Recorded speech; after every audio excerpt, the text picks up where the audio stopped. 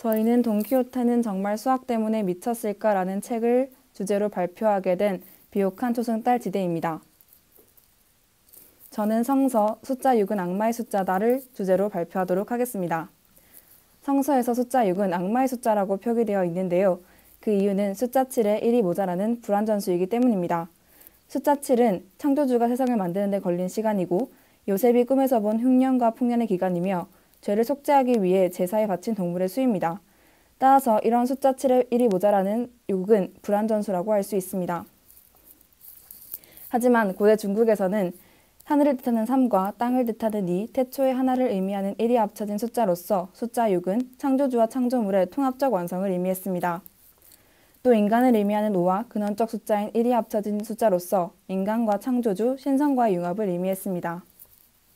또 6은 3 곱하기 2 곱하기 1로 표현할 수 있는데 이는 두 개의 삼각형이 결합된 형태를 의미하며 중세 연금술에서 물과 불의 신비적 융합을 의미했습니다. 기하학적 의미의 6은 완벽한 형상을 의미하며 원은 반지름에 의해 완벽하게 6등분으로 나누어집니다. 이는 전체성과 신성을 상징한다고 할 수 있습니다. 또 신의 계량이 반지름의 길이를 가지고 만든 육각형 역시 같은 의미를 가집니다. 따라서 6은 창조주의 전체성, 대우주, 창조자를 상징하는 숫자라고 할 수 있습니다. 해외순환과 6을 보면 한 해가 전개되기 위해 6번의 달의 순환이 필요하고 완성하기 위해 또 다른 6번의 순환이 필요합니다. 매일 낮과 밤이 전개되기 위해 6시간이 필요하고 이를 완성하기 위해 또 다른 6시간이 필요합니다. 고대 이집트에서는 이러한 달의 순환으로 한 달을 30일로 간주하여 12달의 달력을 발명할 수 있었습니다. 현대에서 숫자 6은 약수 1, 2, 3을 곱하거나 더하면 똑같이 6이 되기 때문에 완전수라고 불립니다. 그렇다면 왜 숫자 6이 의미하는 바가 모두 다른 것일까요? 그 이유는 시대와 장소, 사회상에 따라 믿고자 하는 신념이나 종교가 달랐기 때문에 숫자가 가지는 의미 또한 달라진 것이라고 할 수 있습니다. 숫자의 의미를 부여함으로써 자신이 믿고자 하는 신념을 굳건히 하고 많은 사람들에게 숫자와 관련된 신념을 주입하여 공동체적 유대감 또는 심리감을 형성할 수 있었던 것입니다. 인간의 신념이 만들어낸 숫자의 의미에는 또 무엇이 있을까요? 우리나라에서 숫자 4는 불행의 숫자를 의미하고 숫자 7은 행운의 숫자, 숫자 3은 우리나라 사람들이 가장 선호하는 숫자라고 할 수 있습니다. 따라서 수학이 중요한 과목으로 자리매김할 수 있었던 이유는 사람들이 숫자의 의미를 부여하여 숫자가 중요한 가치를 지니기 때문이었습니다. 사람들이 숫자의 의미를 부여하면서 숫자가 중요한 역할을 하기 시작했기 때문에 수학이 발달하게 된 것입니다. 따라서 수학의 학문적 성립 과정의 시초는 숫자가 가진 의미라고 할 수 있을 것입니다.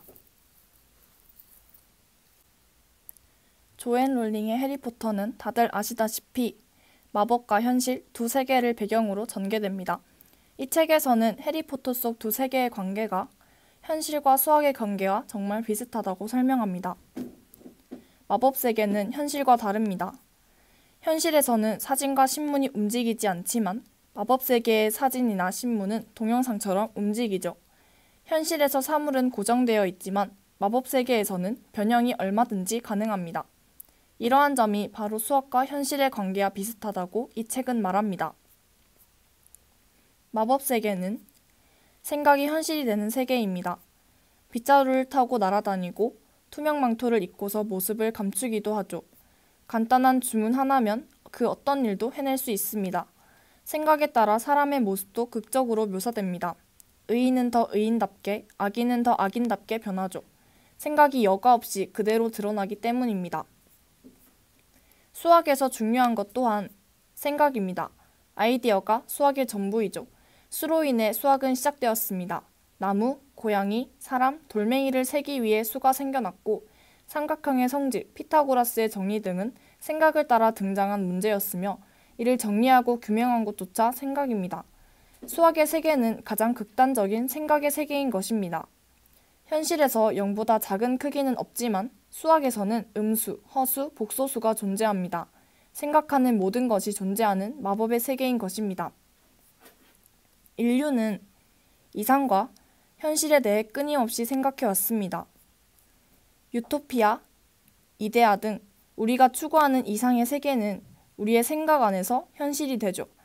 배려, 나눔, 공존의 세계는 인류가 오래도록 소망하게 된 생각 속 세계였습니다. 이 세계는 해리포터 속 마법 세계, 그리고 수학 세계와 비슷한 모습을 보입니다. 생각 속, 그러니까 이상적으로는 무엇이든 생각하는 대로 이루어지죠. 사회주의 여러분 많이 들어보셨죠? 우리는 지금 남북한이 대립을 하고 있기 때문에 우리 사회에서는 사회주의라는 말을 무조건 적대시하는 경향이 있습니다. 하지만 사실주의는 우리가 그토록 바라고 생각하던 유토피아, 즉 이상이죠. 누가 더 열심히 일하든지 상관없이 딱 본인의 필요에 맞춰서 나누어 갖는 것, 그보다 더한 유토피아는 없을 것입니다. 문제는 인간의 본성이 그렇지 않다는 데 있으며 그것을 제도적으로 강제한다고 그것이 현실화되지 않는다는 데 있습니다. 그리고 인간은 자신이 더 일했다고 생각하면 더 받기를 원하기 때문에 사실 자본주의가 인간의 본성에 가장 부합하는 제도이기는 하나 그것이 완벽한 것도 가장 이상적인 것도 아닙니다. 진정한 이상 속 유토피아는 사회주의적 이상이 제도적으로 강제되는 것이 아니라 자본주의 제도를 통해 재화가 효율적이고 효과적으로 생산되는 한편 더 가진 사람들이 덜 가진 사람들에게 기꺼이 나누어주고 그걸 받은 사람은 고마워할 줄 아는 세상일 것입니다. 사회주의가 제도가 아닌 사람들을 통해서 구현되는 사회 말입니다. 이런 이상과 현실의 관계는 전혀 분리되어 있지 않습니다. 다른 세계이지만 결국 현실적 공간과 그저 교차할 뿐입니다. 해리포터 속 마법 세계와 먹을 세계도 부엉이로 두 세계의 소식을 전하고 벽을 돌려 마법 세계로 들어가며 함께 공존하고 있죠. 수학도 그저 입시를 위한 수학이 아니라 일상의 문제를 해결하고 인간과 삶의 성찰을 위해 살아 움직여 현실이 됩니다. 상상이 현실이 되며 이 무한한 상상과 생각은 나름의 규칙을 가지고 있고 둘은 서로 분리되어 있지 않다는 점에서 해리포터의 마법 세계와 먹을 세계, 수학 세계와 현실 세계, 그리고 이상 세계와 현실 세계는 모두 같은 공통점을 지니고 있습니다. 수학은 이렇게 발전해 왔습니다. 그저 입시를 위한 학문이 아닌 일상의 문제 해결을 위해 우주의 비밀을 파헤쳐 보기 위해 자신의 상상력을 무한의 극단까지 밀고 가보기 위해 심지어는 인간과 삶의 성찰을 위해서 말이죠. 해리포터를 통해 본 수학과 현실의 관계 그리고 더 나아가 인간이 항상 추구해왔던 이상과 현실의 관계는 수학 속에서 답을 찾을 수 있었습니다. 아까 보았던 사회주의 또한 인간의 이상이지만 우리는 늘 현실의 벽에 부딪혀 왔습니다. 하지만 우리는 수학을 통해서 무한한 생각과 상상을 바탕으로 나름의 규칙과 질서를 가지고 현실과 공존하며 우리의 삶을 성찰할 수 있습니다. 이번에는 동화 이상한 나라의 앨리스에 대해 알아보겠습니다. 동화 이상한 나라의 앨리스에서 주인공 앨리스는 이상한 토끼를 따라 이상한 나라에 가게 됩니다. 앨리스는 새로운 나라에서 자신을 시험해볼 목적으로 구구단을 외웁니다. 우리가 알고 있는 구구단 4단은 이와 같습니다. 하지만 앨리스가 간 이상한 나라에서는 아닙니다. 4 곱하기 5가 12가 되고 4 곱하기 6이 13이 됩니다. 앨리스는 구구단을 포기하고 나라의 수도를 외워봅니다. 파리의 수도가 런던이고 로마의 수도가 파리. 이상한 나라에서는 구구단과 함께 각 나라의 수도마저 현실과 어긋나 있었습니다. 이상한 나라의 앨리스라는 동화는 측정과 분석을 통해 뭐든지 정확하고 꼼꼼하게 나타내려는 현실적 태도를 호통치고 있습니다. 현실과 이상한 나라는 숫자를 통해 표현되고 구분됩니다. 현실에서는 수나 단어가 고정된 규칙 속에서 한계를 지니지만 이상한 나라에서는 고정된 규칙을 자유자재로 넘나들며 각각의 새로운 규칙을 만들어냅니다. 그럼 여기서 제목을 다시 한번 살펴보겠습니다. 앨리스는 이상한 나라에 다녀오지 않았다. 여기서 이상한이라는 단어에 주목해 봅시다. 이상한이라는 단어의 사정적 정의는 정상적인 상태와 다르다입니다. 그렇다면 정상적인 상태는 과연 무엇이고 그 기준은 누가 정하는 것일까요? 이 동화가 출판된 때는 비유클리드 기하학이 등장한 때입니다. 수학자이자 이 동화의 작가인 캐럴은 당대 수학의 한계점을 인지하고 이를 넘어서려 했습니다. 이러한 움직임은 유클리드 기하학이 당연하다고 여겨지던 때에 비유클리드 기하학이 등장한 것과 마찬가지였습니다. 여기서 유클리드 기하학과 비유클리드 기하학이 무엇인지는 중요하지 않습니다. 캐럴이 수학의 테두리였던 유클리드 기하학에서 벗어나는 것과 같은 행동을 했다는 것이 핵심입니다. 당대 많은 수학자들은 비유클리드 기하학을 너무나도 이상하다고 여겨 비유클리드 기하학의 존재를 숨기며 이상한 유클리드 기하학이라고 말했습니다.